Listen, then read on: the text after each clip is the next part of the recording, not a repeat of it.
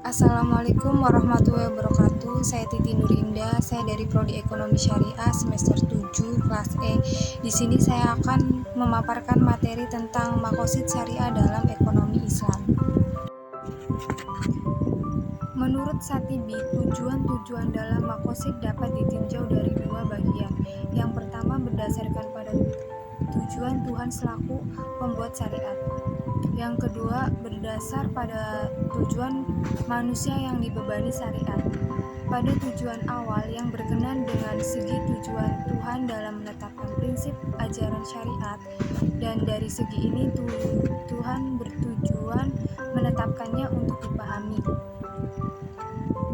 Al-Ghazali menyatakan sikapnya bahwa apabila maslahat ditafsirkan sebagai memelihara maqasid syariah, maka tidak ada jalan untuk menolaknya, dan ia wajib diikuti, bahkan dapat dipastikan menjadi hijrah. Maqasid dan ekonomi Islam sebagai tujuan dibalik adanya serangkaian aturan-aturan telah digariskan oleh Allah Subhanahu wa Ta'ala. Tujuan untuk mendatangkan maslahatan dan mencegah kemadorotan bagi manusia. Semua aspek dalam kehidupan individu muslim harus mengarah pada tercapainya kemaslahatan seperti yang dikehendaki dalam maqasid syariah.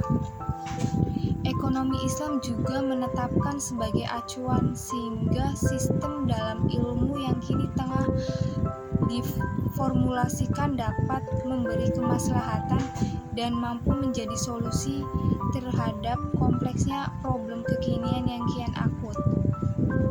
Para mujtahid di bidang ekonomi Islam sudah semestinya menerapkan maqasid syariah dalam proses analisis mereka tentang ekonomi. Maqasid syariah dalam aturan idealnya juga harus berimplikasi pada perilaku ekonomi individu muslim, baik dalam posisinya sebagai konsumen maupun produsen. Kesemua aktivitas ekonomi harus menuju kemaslahatan sehingga dapat memelihara maqasid syariah. Dalam perspektif syariah, alasan mengapa seseorang berproduksi dan mengapa harus terlibat dalam kegiatan-kegiatan ekonomi adalah sebagai upaya untuk menjaga kemaslahatan. Aktivitas ekonomi, baik itu produksi dan konsumsi yang didasarkan pada maslahah, merupakan representasi proses meraih sesuatu yang lebih baik. Problem ekonomi biasanya dikaitkan dengan 3 pertanyaan dasar, yaitu apa yang diproduksi, bagaimana memproduksi, dan untuk siapa sesuatu untuk diproduksi. Pertanyaan-pertanyaan itu muncul karena adanya keyakinan bahwa keinginan manusia itu tidak terbatas, sedangkan sumber daya yang tersedia itu terbatas.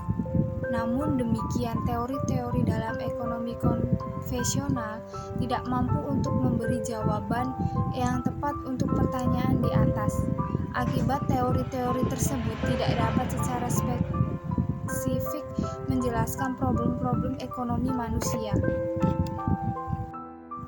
Aturan-aturan dalam syariah sangat terkait dengan berbagai dimensi aspek perilaku manusia. Aspek ibadah, sosial, dan ekonomi hanyalah beberapa dari serangkaian perilaku manusia.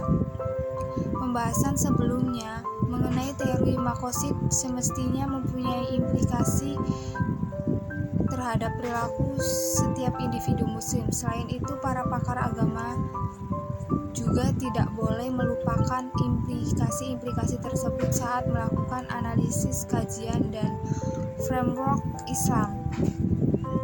Menyusun dan menguraikan implikasi maqasid dalam teori-teori keislaman merupakan sebuah tantangan dan tugas yang sangat berat yang harus selalu diupayakan oleh para pakar agama. Ilmu ekonomi konvensional tidak membedakan antara kebutuhan dan keinginan karena keduanya memberikan efek yang sama bila tidak terpenuhi, yaitu kelangkaan mereka pendirian bahwa kebutuhan adalah keinginan. Demikian pula sebaliknya. Padahal konsekuensi dari hal ini adalah terkurasnya sumber-sumber daya alam secara membabi buta dan merusak keseimbangan ekologi.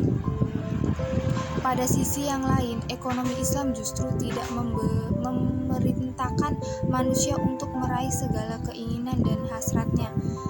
Memaksimalkan kepuasan bukanlah spirit dalam perilaku konsumsi ekonomi Islam, karena hal tersebut adalah norma-norma yang disokong oleh peradaban yang materialistik. Sebagai gantinya, ekonomi Islam memerintahkan individu untuk memenuhi kebutuhannya sebagai yang dikehendaki oleh syariah. Needs memang muncul dari keinginan naluri, namun dalam framework Islam tidak semua keinginan naluri itu bisa menjadi kebutuhan. Hanya keinginan yang mengandung masalah saja yang dapat dikategorikan sebagai needs.